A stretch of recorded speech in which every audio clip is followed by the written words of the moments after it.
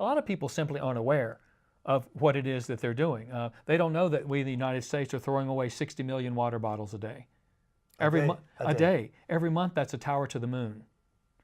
So I lay that out for kids groups or congregational groups that I'm talking to, and it's sort of a shocker, an awareness raiser that, you know, I can be part of this problem, or I can be part of the solution, or that a lot of the plastic that we get rid of that leaves our hands ends up in the world's oceans, so that by 2050, as much plastic as fish in the world's oceans. They say it's going to cause more damage to the oceanic ecosystem than climate change by the end of the century. So things that people just simply aren't aware of. And so part of it's awareness raising, that people can be aware of the implicit energy in the thing they're using or what happens to it when they're finished with it. And really to help us begin thinking more that we should never be finished with anything. We have to keep things within the cycle. You know, nature doesn't create trash. I've thought about that. Everything that nature spins right back into the system in an organic way, some way or another. Humans are the only creature on the planet that create things that can't be readily brought back into the system and that can cause long-term damage, not only for us, but for everything else that lives here. The New Community Project, which has been the focus of several Church of the Brethren programs and has been featured on Brethren Voices, is celebrating its 13th year. Its director is with us today in Portland, Oregon, sharing about one of the main focuses and core issues that they're talking about in changing the world. David Radcliff, welcome to Brethren Voices. Brent, it's nice to be here. One of your core programs is the learning tours, but another core is the sustainable earth and how do we care for the earth and how do we care for God's creation. Could you tell us a little bit about that? Well, there's lots of things facing the human family these days. Some of them have to do with human justice issues, and we work quite a bit with that. And we've talked about that before on the program with girls' education and women's empowerment, and we work with some Native communities, as you know. But another huge part of the challenge we face today in the human community is how we live with this earth of ours. Well, it's really kind of not ours. It was granted to us by God to take care of, and we haven't done such a good job. I mean, if you look around, the oceans, they're overheated, they're overfished, they're over-acidified. There's so much CO2 falling that it makes carbonic acid out of the ocean water, and the shellfish can't even form shells. I didn't know that. It's got to be embarrassing if you think about it. The atmosphere is overheated itself and overpolluted.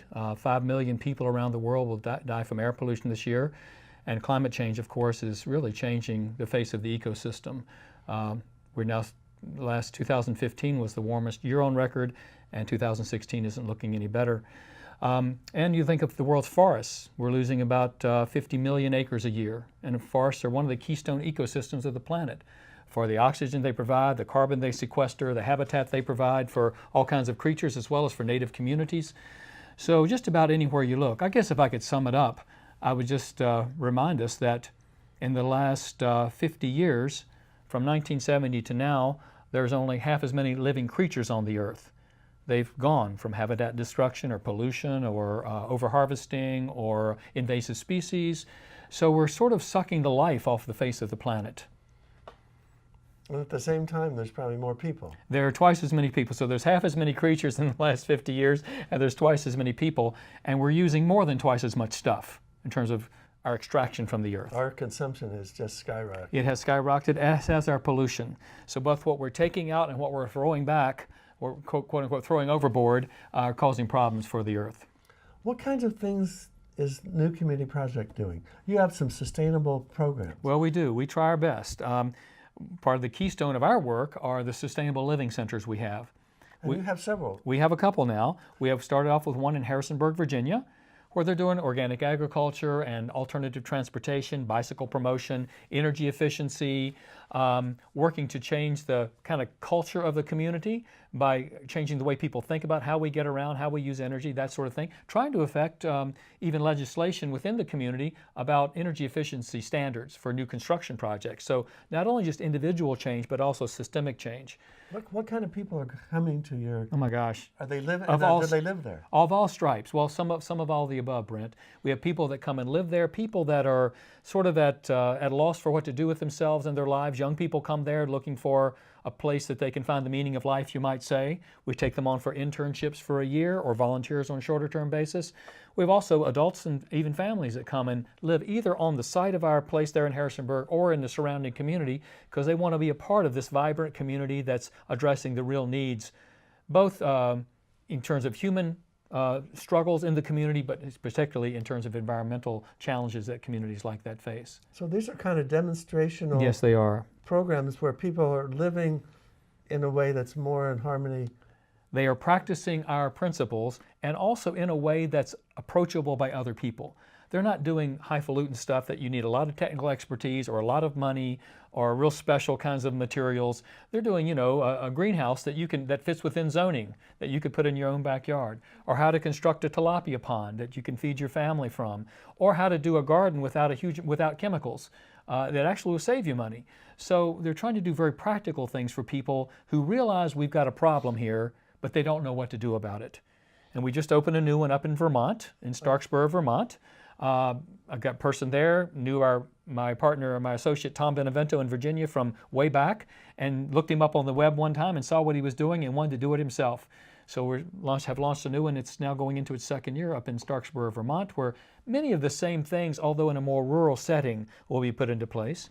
And we have interest from other places, a site in Pennsylvania, two in New Mexico. We may be seeing this concept kind of spread to other areas of the country.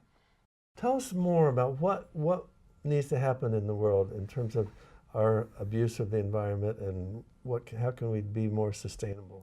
Well, one of the most important things, Brent, is we all need to be more conscious of what we're doing. You've got some of our flyers here on the table. We have lots of information that we provide, both in print form and on our website. A lot of people simply aren't aware of what it is that they're doing. They don't know that we in the United States are throwing away 60 million water bottles a day. A day. Every month, that's a tower to the moon. So I lay that out for kids groups or congregational groups that I'm talking to, and it's sort of a shocker, an awareness raiser that, I can be part of this problem or I can be part of the solution. Or that a lot of the plastic that we get rid of that leaves our hands ends up in the world's oceans, so that by 2050, as much plastic as fish in the world's oceans. They say it's going to cause more damage to the oceanic ecosystem than climate change by the end of the century. So things that people just simply aren't aware of. And so part of it's awareness raising, that people can be aware of the implicit energy in the thing they're using or what happens to it when they're finished with it.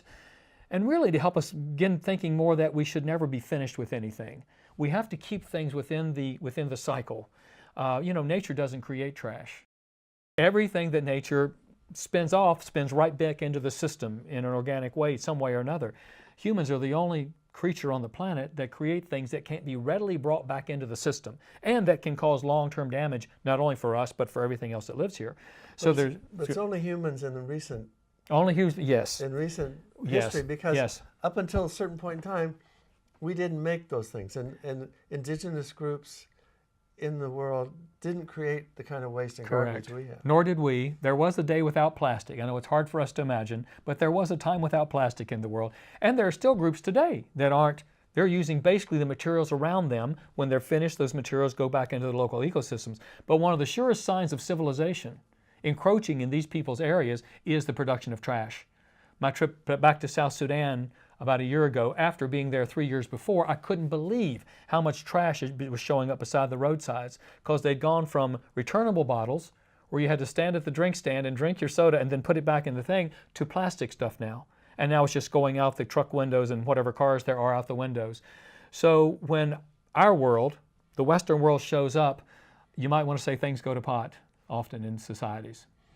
I've seen places where there is so much trash on the side of the road, and rivers. There are rivers where in the Northwest, branches and leaves and trees wash down the rivers and cause backup and dams.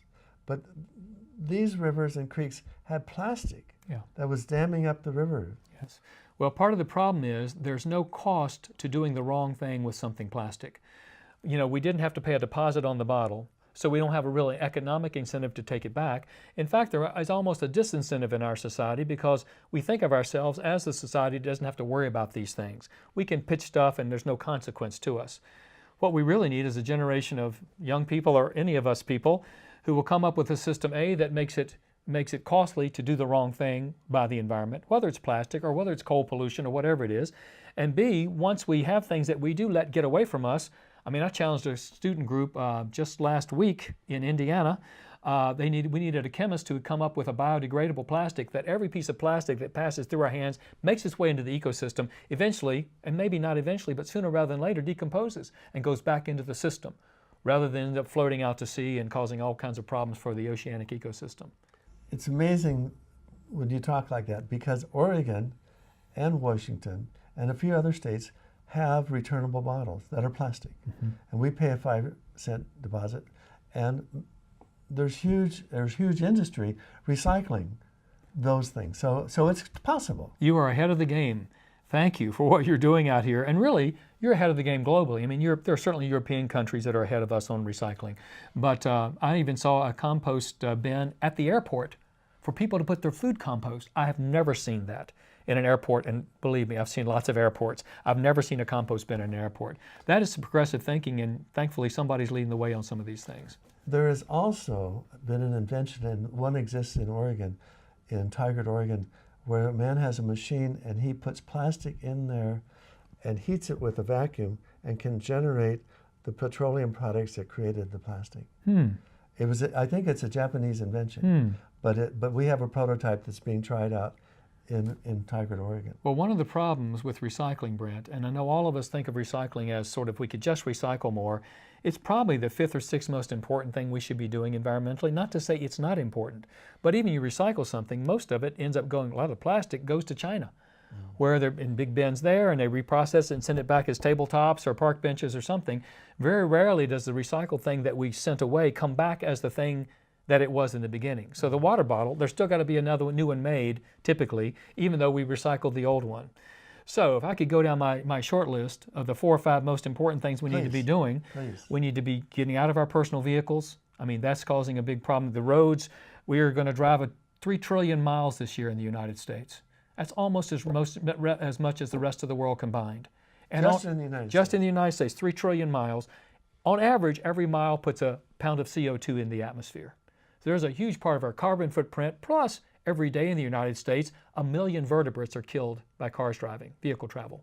So it's also having a hit on the environment around us in terms of just the actual life of the other living creatures.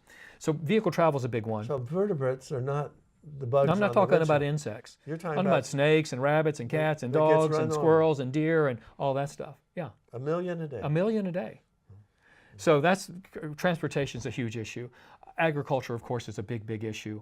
How we produce our food, the chemicals that go on the field often end up in the waterways, the fertilizers running downstream to cause these huge dead zones in the world's oceans, which is just one other reason to be thinking organic with your food, whether you're growing it yourself or you're buying organic someplace else.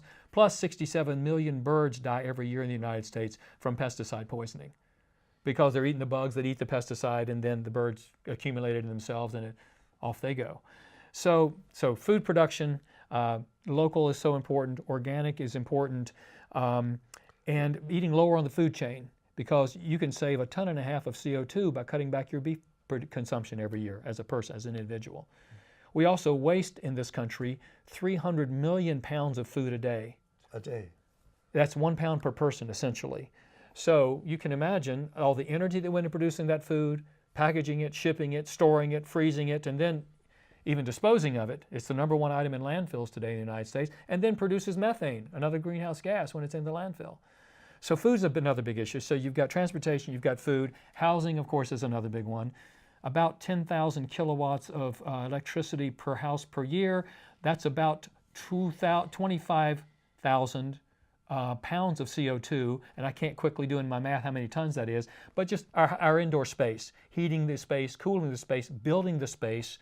We were on the Olympic Peninsula hiking and camping November before last, and the big logging trucks are going off there, carrying the logs out of the these old growth forests really on the Olympic Peninsula. By the way, I did the math on this. There's twice as much income coming to the Olympic Peninsula from tourism than there is from lumbering. But the lumbering has a huge constituency there, and there's political resistance probably to changing. Anyway, a lot of that's going to China for one thing, where they're processing it into particle board and selling it to Home Depot in our neighborhood near us. But also you have these old... Now, why is China what our... Because what? China has realized that if they cut down their forests, they have environmental problems. They're looking for our wood, the wood from Myanmar, they look for wood from anywhere they can get it, because they're having a lot of popular protest in their country. We don't hear about it here. A lot of popular protests over air quality, as we know, over water quality, over forests and the disappearance of forests. And of course, we all, that can get the Chinese leadership in trouble one of these days. So the Chinese have understanding of this environmental balance. Strangely enough, we don't. Strangely enough, we're selling off our goods to them, yes. They've got our money. They're buying our lumber with it and then selling it back to us as particle board. Yes, it's all strange world we live in. So our houses, and by the way, one of those big trucks full of logs, that's what it takes to build a house. So we need to think about downsizing our home size. Now, can you imagine the president or any political leader suggesting any of the... Okay, the fourth thing I want to say is consumption, just our general consumer economy. The average American needs 200 pounds of stuff from the earth every day to fuel our lifestyle. 200 pounds. 200. Now, I don't mean goes into our closet or into our pantry, but of all the stuff that's produced for our economy, for the roads, the houses, the bridges, everything, petroleum, the food, 200 pounds a day. So we have a tremendous draw from the earth, and our average footprint is around 20 acres of the earth each of us needs to provide for us, when there's really, we should only be using 4.5 acres. So if everybody, now here's number 5, Brent, here's number 5. We're going down the list here. Now first let me stay with the 4. Can you imagine a president saying to us, build smaller houses, drive cars less, eat less meat, buy less stuff? That's the holy grail of our economy. And plus they bailed out about half those industries in the last 5 years. They cannot say to us, do less of those things. Plus they probably get kicked right out of office, if not assassinated. So number 5 is, we're setting the pace for the rest of the world. Everybody wants to, why wouldn't they? And what right have we to say no? We don't have a right to say no. And we'd need 4 more planets. So for all those reasons, and then recycling, we need to be recycling. I'm not saying we shouldn't recycle, but in some ways it's the opiate of the masses. People come think that if they're recycling, they're doing the environmental thing. Again, not a bad thing to be doing. It's just there's so many other more significant things we need to be doing.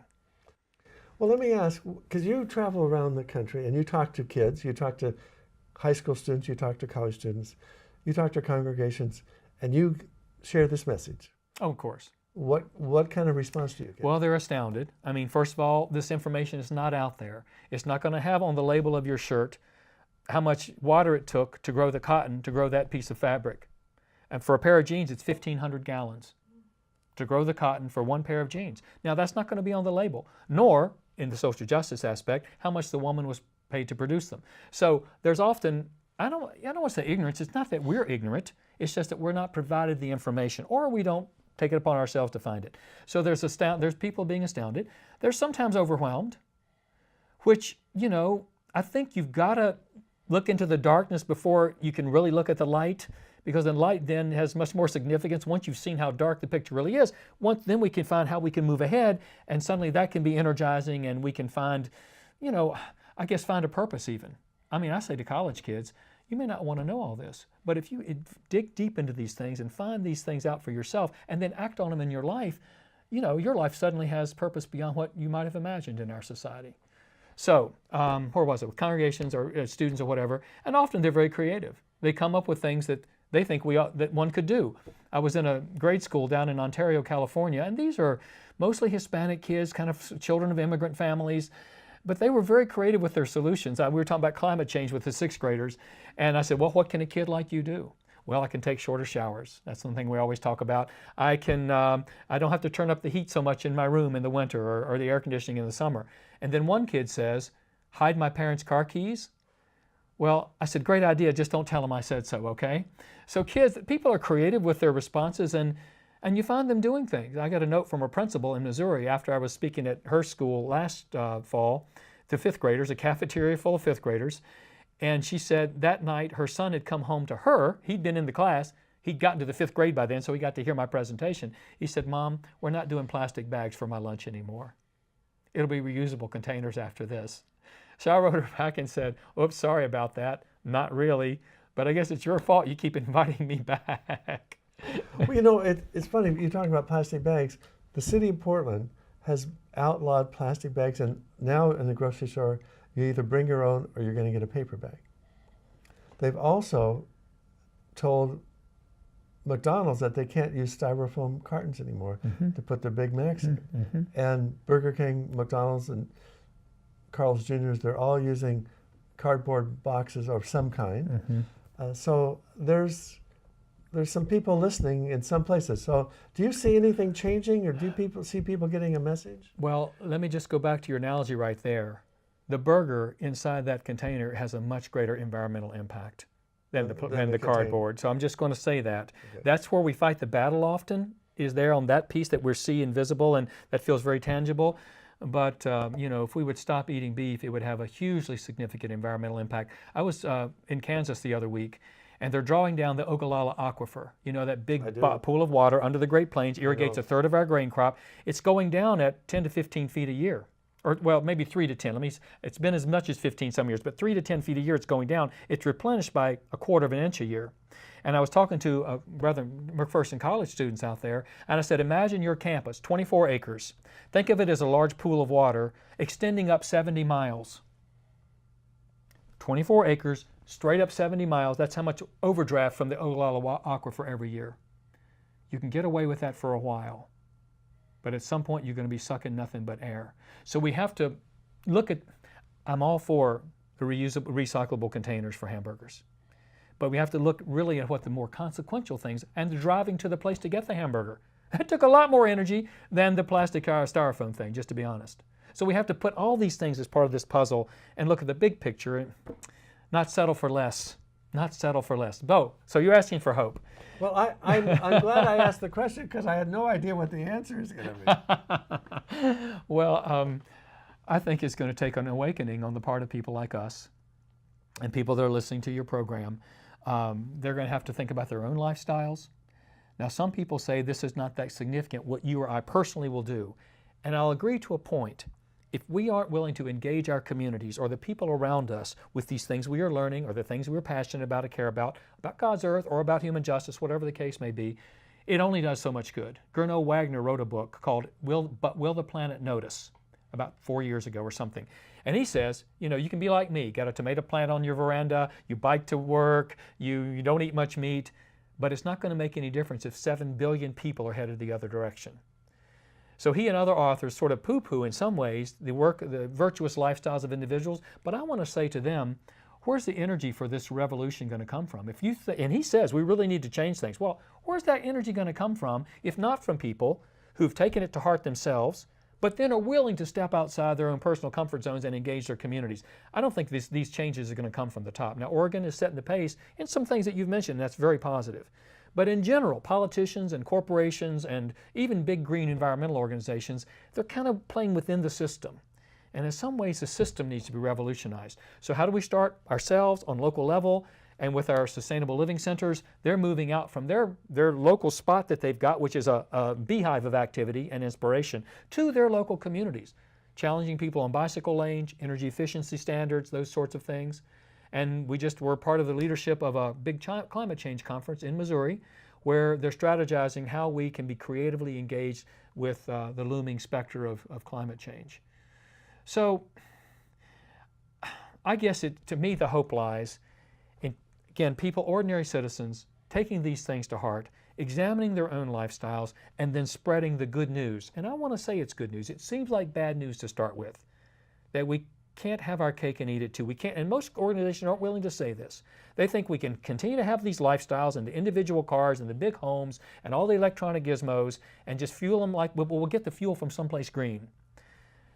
Everything I read said that's really not possible in the long run. That we have to downsize at the same time that we become more efficient and we look for other alternative energy sources. So, as I said to the group of 7th graders at Northwood Middle School last week, every cause needs a champion, and this cause needs champions. People are willing to stand up, make some sacrifices themselves, and lead the way. I think others are looking for someone to follow on this stuff. Intrigued when you talk about that, because you also have a brochure that you ask kids to fill out that says, Youth Edition, how big is your footprint? So you actually have something that they can work through themselves to discover. And we have an adult version of this too. And the cool thing about this is it's not me pointing the finger at them saying, oh, you bad kid. And now we do go through some exercises that raise their awareness, but this one, they get to count up their own environmental impact, and then they score themselves on the back about how much would be an appropriate or a sustainable footprint. And so they've, in a sense, judged themselves. And I can say, okay, where were your problem areas? And usually it's food, it's transportation, it's housing, and it gets them thinking. And it's especially important for these young people because they're setting a pattern for a lifetime. You know, in America, we want to talk about overpopulation being the problem with the environment. Well, people born in another country have, 1/100th the impact that we have of a child born here.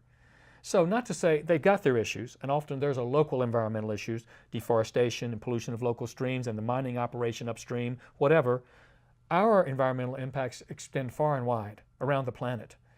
And so, yeah, we have to, so this is a way to just kind of raise our consciousness, and then all of a sudden you've also seen the very practical places where your problems were, but there are also the opportunities for you to make changes. You can cut your game thing off. The game thing you do at home, it's going to produce 1,000 pounds of pollution in a year if you leave it on all year, and your mama don't know how to cut it off. But you can cut it off and save pollution. So it makes you feel bad, but then it makes you see there's possibilities. I heard you use the phrase recently that says we have to either face the music or sing a new song. And that's kind of where we are, isn't it? It's easy to hum along with the dominant themes of the culture. It's time for somebody to start writing some songs, my friend. We have to. And I said to well, this leads actually to another thing that's maybe related to this. I gave my son, Daniel Radcliff, who was an aspiring actor himself at one time, the book, 1964, The Beatles Tour that changed America. And I wrote in the cover to my son, who was the wannabe actor, only the artist will change the world. So we need, and I was using Sing a New Song figuratively, Brent, when I used it in the sermon this morning, but I also mean it literally to you artists out there who are listening. We need people who will lift our spirits, point us in a new direction by their instrumentation, by their creative arts of all kinds, that lift our spirits and give us a new idea of what's possible. And challenging, while at the same time challenging the old ways and the old mores, but lifting our spirits and sending us off in a new direction. So yes, we need, literally and figuratively, we need to write a new song. James Speth, who's a scientist at Yale, a forestry expert at Yale, retired now, was on the White House Advisory Council some years ago with Jimmy Carter. He said to a bunch of church people at one point, we scientists used to think the main challenges facing the environment were climate change, ecosystem demise, and resource depletion or something like that. I'm making those up kind of, but three kind of serious things that he named. And that with enough science we could solve these problems. But now I realize the greatest challenges we face are not these three, but rather greed, apathy, and self-centeredness. And for that we need a cultural and spiritual transformation. We scientists don't know how to do that. We need your help. So this is getting back to my thing of every cause needs a champion. This needs people of good faith, good hope, good love, good spirit, who will step to the fore and lead this, because I think that's how we're going to get from here to there. So my job is to try to put these things out there for people to latch onto and move forward with themselves, and hopefully be the leadership we need on these really critical issues in our world. David, thank you for being with us on Brethren Voices. Pleasure, Brent. Thank you for having me. For Brethren Voices, this is Brent Carlson. For our new community project, this is David Radcliff. Live long and prosper.